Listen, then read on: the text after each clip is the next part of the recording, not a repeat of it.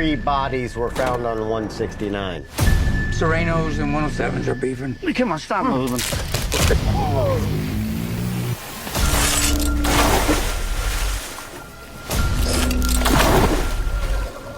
How's that for sending a message? Holt Lightfeather, Ramon Garza. They control all the drugs that come in and out of the state. Back door! Move! Get on the ground! I want Ramon Garza. You get me? Hi there, Ben, James, and Michael. How are you doing, guys? Hi, Howard. Hello. So, first of all, congratulations on the movie. It's fantastic. I loved it a bit. I mean, after all the festival screenings, I'm sure you can't wait to get it out to theaters now. My first question is for all three of you. I mean, the film, obviously, it's all about the problem with fentanyl, but at the same time, we get to see all the various perspectives, and the film really holds empathy for every single character, not just the protagonist, but also the antagonists who are doing harm. So I'm quite curious what kind of conversations the three of you maybe shared with each other about kind of creating characters who were without judgment in the film. If we start with James. Yeah, that's a really interesting process question, because we were kind of separated to some effect, Right. Ben and I don't work together in this film. Not yet. Not yet. Not yet. Yeah, we're both still alive. I mean, the fact that you didn't actually work together physically on screen must have led to certain conversations that you wanted to have with each other to make sure that your scenes kind of intertwined perfectly, or did you not get the chance to do that? No, not at all. No, you cover your corner and hopefully there's a combustion. I love to work with him though. I love to work more with Mando. Yeah, and Mando and I, we had one scene together, but I mean, the thing is that when you got to give credit to the filmmakers.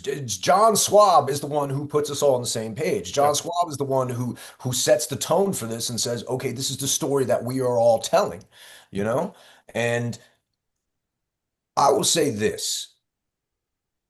Acting is not competitive. We are there to lift each other up. But when I show up to work the next morning after Ben has worked or Michael has worked, and John's like, yo, man, these guys are coming with it. You know what I mean? We are all trying, we care.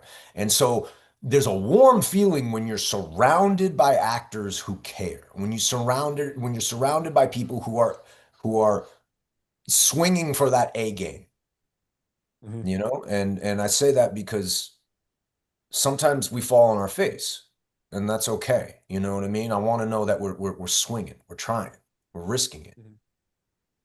Yeah, I mean, and for Ben and Michael, I mean, related to that question, both your characters, Smiley and Ramon, they're kind of products of the environment, where kind of loyalty and survival are everything for both of them. I'm quite curious because Ben, your character, he comes out of prison to a family that's still entrenched in the same cycles, and then Michael, your character is kind of torn between the brutality of his job, what he's got to do, but at the same time, he feels that he needs to protect not only his family but also the people that he's kind of introducing into this world because he's been there too. So I'm quite curious, what kind of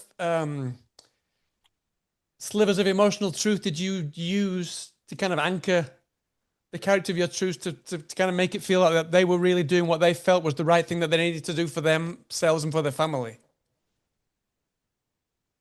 To create that empathy. I'm glad you asked that question. I wish I had the cast list in front of me. And the list of the people, because the costume designer, God, I wish I remembered her name. Please, does anybody from production remember her name or have a sheet in front of them? Anyway, if they do, please. I don't want that. I'll add it afterwards. Okay, please put her name underneath. Yeah. I told her that it was so crucial for me to develop the relationship with my daughter, and to her credit, she got us matching bracelets. That was not my idea. That was not in the script. Gang bracelets, yeah. He got us these two little $2 bracelets. And I can't tell you how important those bracelets became to me and to that character. And that comes to show you humanity comes from everyone and everything. And as an actor and as an artist, take notes from everybody, whether you're the boom operator or the costume or the hair or the guy cleaning the floor. It doesn't matter. Great ideas come from everywhere. So I have to give her a lot of credit. Please put her name big over top my face. Yeah. And she came up with that idea on her own. She said, Michael, what about you and your daughter having matching bracelets? And there's two key moments in that film where Ramon grabs onto that bracelet, and that last scene in the movie. Sorry, I'm taking a little bit of time, but it's important because that last scene in the movie would not have worked had it not been for those bracelets, which links Ramon's character to the girl. And that wasn't in the script. That scene wasn't in the script. We had to shoot an alternate scene because the real script that John had written, we didn't have access to that set. So it was one of those serendipity moment where everything worked out, and she played a crucial role in the humanity of that character. Hey, brother. What about Ben? What?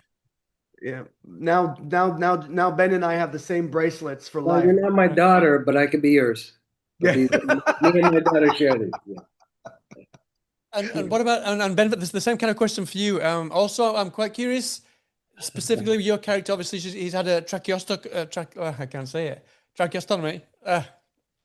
And that's, as soon as we see that he has to speak through this, we know that he's already gone through so much violence and maybe drug abuse and all kind of things in the past. I'm quite curious if that was in the original script, and why was the specific reasoning for him to be in that situation, and how did that inform how you approached the kind of the physicality and the demeanor of your character?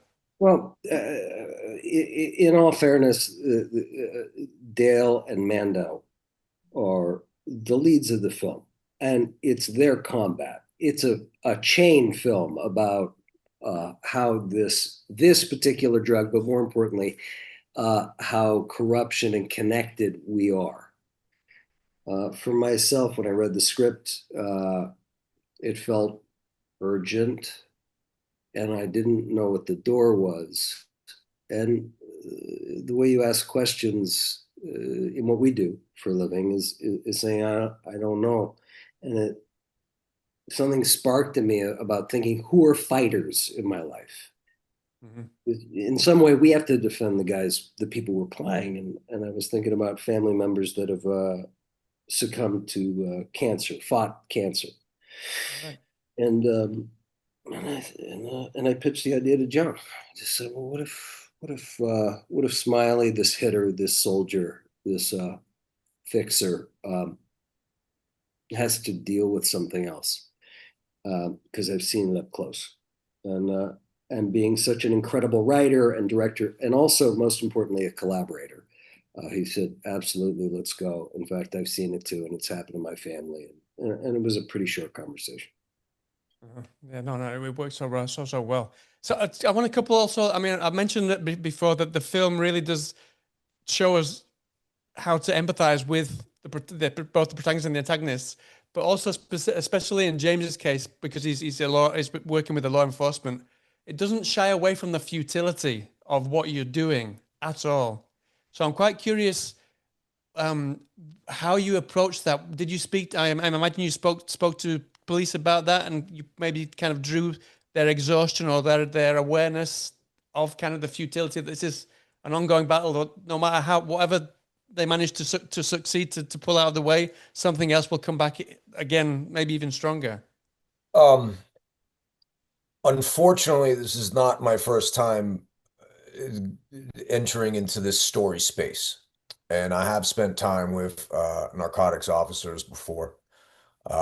This is not a new epidemic in our country. It's something that we are battling over and over and over again. And so just keep hammering it. So there is an element of previous research that I'm bringing into it, but also, you need to bring in something from here. You need to bring in your own story. You need to find what is that relation to that character that makes you them, that makes them you.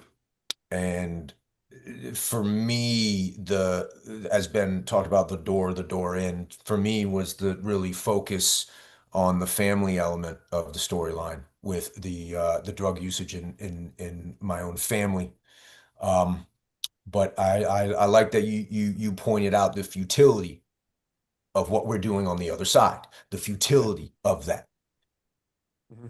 Yeah. Well, give me the wrap. So all I can say is congratulations. It's a fantastic film. I've heard inklings on the internet that, Michael, you maybe have helped to maybe get a TV show of the film in the works, maybe? I very humbly, no. I haven't I don't. I've introduced Jeremy Rosen and John Swab to Jeff Frost. I think that's the article you're referring to. Something like that. Yeah, it was just a brief mention of it. Yeah. I don't know exactly. You'd have to ask Jeremy Rosen about that. He's the one who. I just introduced friends to each other. I had nothing. No, there's no part in that. It's just two good people saying hello to each other. But well, fingers crossed. Because I know that James and Ben want to work together. So fingers crossed that comes through. Watch these two guys tangle. Yeah, I'll show up.